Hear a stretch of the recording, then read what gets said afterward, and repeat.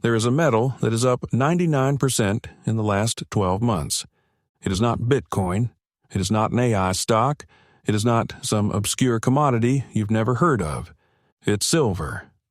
The metal sitting in your grandmother's cabinet, the one everyone dismissed as the boring little brother of gold, which for years was known as poor man's gold. And the people who quietly positioned themselves in silver 18 months ago are sitting on returns that would make most hedge fund managers very uncomfortable to talk about publicly. So today we're going to answer the question that actually matters. Is it too late to get in, or is this just the beginning? Let's start with what the market is actually telling us. Silver is currently trading above $90 per ounce. That puts it up 99% year to date, making it one of the best performing assets on the planet in 2025 and 2026. More importantly, in the last 2 weeks alone, silver moved up 20%. That kind of acceleration is what traders call a momentum surge. It means buyers are not waiting. It means the fear of missing out has begun to overpower the fear of buying too high, and the $100 per ounce target is being openly discussed by serious institutions that were nowhere near silver just 12 months ago. That's a 10% move from current levels. In a market that just moved 20% in 2 weeks, $100 is not a fantasy, it's a milestone. Here's what most people don't fully appreciate about silver.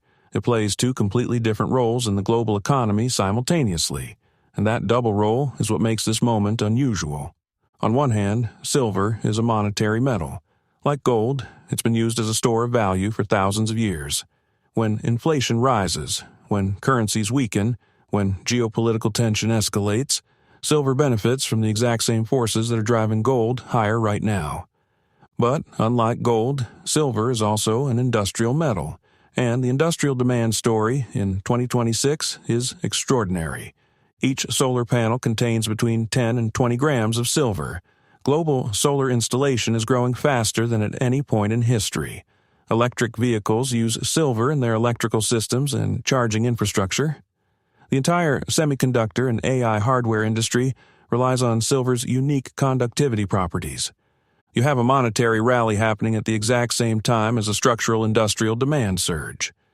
That combination is rare, and it's why silver's move has been more aggressive than gold's. Before anyone makes a rash decision, there's something critical you need to understand about silver. Silver is significantly more volatile than gold. When gold moves 5%, silver often moves 15%. When gold pulls back, silver can fall further and faster. In 2011, silver hit $49 per ounce and then crashed back to $14 within 2 years.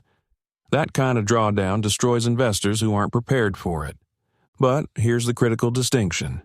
Volatility is not the same thing as danger, if you know what you're doing. Silver's volatility is a feature for investors who understand position sizing, who hold for multi-year timeframes, and who don't invest money they can't afford to see temporarily decline. The people who got destroyed in silver in 2011 were over-leveraged and underprepared. The people who bought in 2020 and held through every volatile stretch, they're currently sitting on 99% gains. Volatility is the price you pay for outperformance. The question is whether you're equipped to hold through it. Every few years, someone declares silver is about to explode, and then it doesn't. So, the legitimate question is, what makes 2025 and 2026 genuinely different? First, this rally is backed by the most sustained central bank gold buying in modern history, which pulls the entire precious metals complex higher, silver included. Gold doesn't run 41% in 12 months without structural silver momentum behind it. Second, industrial demand is no longer cyclical. It is now permanent and growing. Solar, EV adoption, and AI infrastructure are not trends that reverse. The demand floor for silver has been permanently raised. Third, supply is structurally constrained. Silver mining output has not kept pace with demand. The above-ground stockpile is being consumed by industrial users faster than it's being replaced. Rising demand meeting constrained supply produces one outcome: sustained price appreciation. This is not a pump. This is a structural realignment that has been building for years. If you've decided silver belongs in your portfolio, here are your 3 main entry points. Silver ETFs, the most accessible and liquid approach. Funds like SLV or PSLV trade on major stock exchanges and track the silver price closely. Low cost, easy to buy, easy to sell, no storage required. Physical silver, coins or bars purchased from a reputable dealer.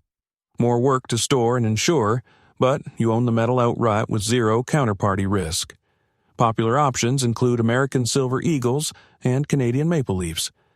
Silver mining stocks, for investors who want leveraged exposure to the price move.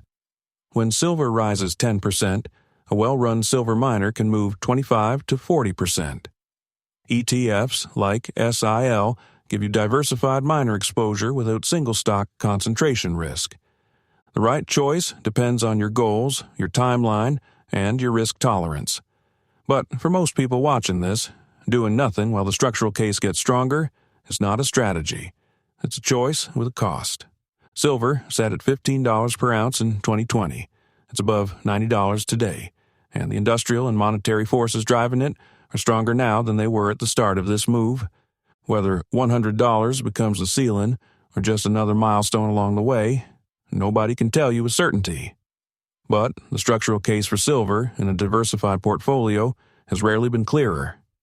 If this changed how you think about silver, subscribe.